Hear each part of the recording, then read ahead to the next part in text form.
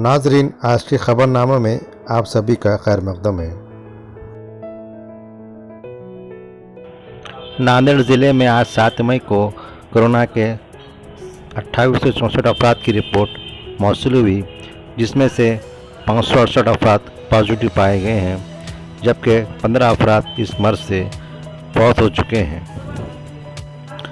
आज के कुल पॉजिटिव मरीजों में से नांदेड़ शहरी हदूद में 186 अफराद, जबकि नांदेड़ के देही इलाकों में 359 अफराद पॉजिटिव पाए गए हैं, जबकि दीगर अजला के 30 अफराद भी नांदेड़ में पॉजिटिव पाए गए हैं।